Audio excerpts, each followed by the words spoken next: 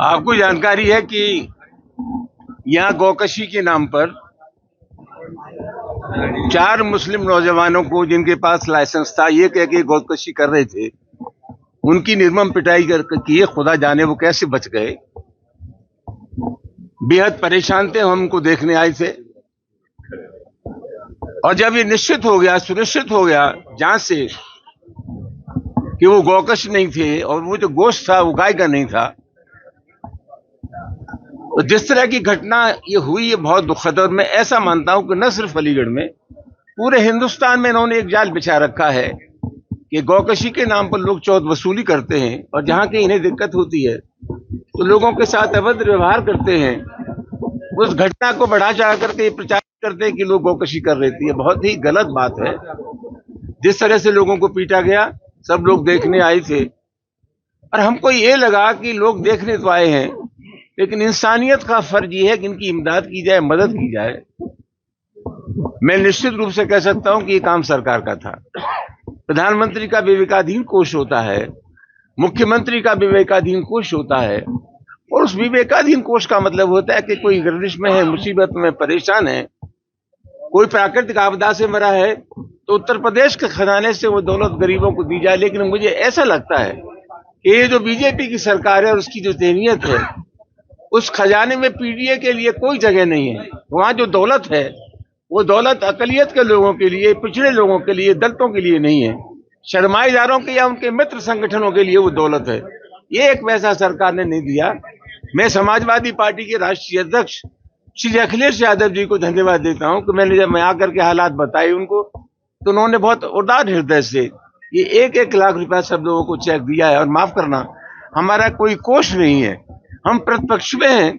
Samajwadi party जो सदस्य बनाती है वही दौलत इकट्ठा करते हैं हम लोग, उसी से हम अपनी पार्टी का संचालन करते हैं और उसी में से यह पैसा इन लोगों की मदद के लिए दिया गया ना। आपके चैनलों पर चली, समाचार पत्रों में घटना छपी और मुझे खुशी है कि उसकी सत्यता सामने आ गई। जब जांच हुई तो वो गौकश नहीं थे, गाय नहीं काटते थे, वो उनके पास लाइसेंस था। उस घटना के बाद जो कुछ हुआ आप जानते हैं, किस तरह से उनकी पिटाई की गई, निर्मम पिटाई की गई, जान से मारने की साजिश की गई। सत्य उजागर हो गया, लेकिन उनको परेशानियां हुई। उनको देखने के लिए हम हॉस्पिटल में आए थे।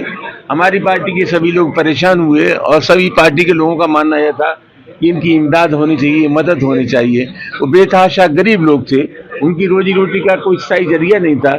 मैंने समाजवादी पार्टी के राष्ट्रीय अध्यक्ष श्री अखिलेश यादव जी से विनम्र आग्रह किया कि उनकी इमदाद की जरूरत है, मदद की जरूरत है, और आज उनको 1-1 लाख रुपए का चेक हम समाजवादी पार्टी की ओर से देखने आए थे। तो घटना हुई, उसकी वीडियो वायरल हो रहे थे, काफी माहौल गर्म हुआ था उसको लेकर के। पुलिस की तरफ से जो कार्रवाई रही, कहीं न कहीं पुलिस की कार्रवाई कुछ इस तरीके की रही और अभी तक लोगों के बीच कार्रवाई की समझ में नहीं आई है। कार्रवाई किस तरीके की हुई, जिस तरीके से जो वीडियो वायरल हो रही थी उससे ज्यादा गर्म हुआ, किस नजरिए से? नहीं, पुलिस ने कार्रवाई की है, लेकिन हम उसके अपने मित्रों से बैठ के समीक्षा करेंगे। अगर कार्रवाई में कहीं कोताही बरती गई है तो हम आला अफसरान से बात करके कोशिश करेंगे तो और ज्यादा सख्त कार्रवाई है।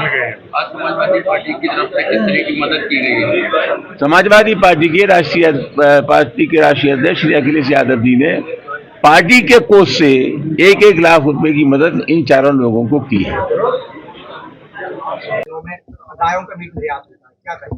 निश्चित रूप से मैं कह तो रहा हूं ना, 2014 की इलेक्शन कमीशन की रिपोर्ट है, मैंने इसको राज्यसभा में बोला है। उसमें उन्होंने कहा है कि बीफ कंपनियों से 250 करोड़ रुपया बीजेपी को चंदा में मिला है।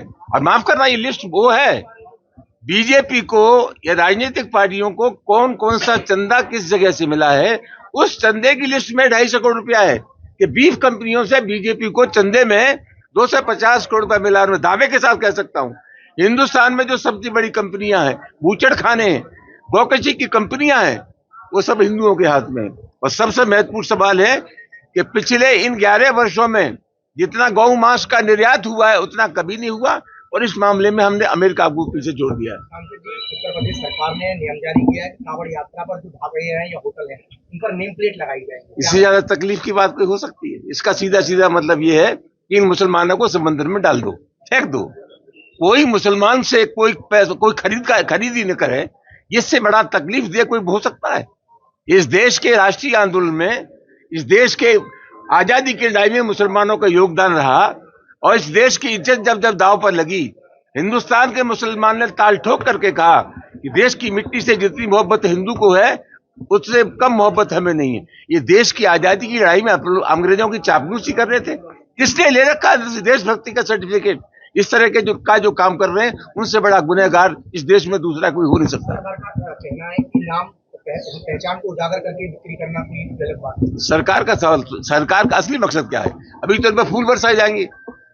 सरकार का असली मकसद यह है कि जो धार्मिक कार्यक्रम होते थे, उन धार्मिक कार्यक्रमों में इतना आकर्षण पैदा कर दो, फूल बरसाओ कि लोग रोजी रोटी के सवाल को भूल जाएं, लोग भूख को भूल जाएं, प्यास को भूल जाएं, बेरोजगारी को भूल जाएं।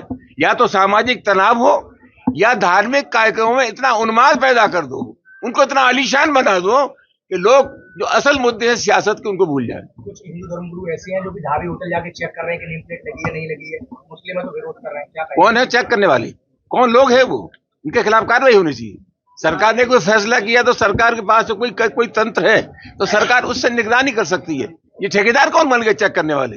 उनके खिलाफ कार्रवाई होनी चाहिए। अगर आप ये वीडियो YouTube पर देख रहे हैं तो हमारे चैनल को सब्सक्राइब करें और बेल आइकन को दबाना ना भूलें। अगर आप Facebook पर ये वीडियो देख रहे हैं तो हमारे पेज को लाइक करें।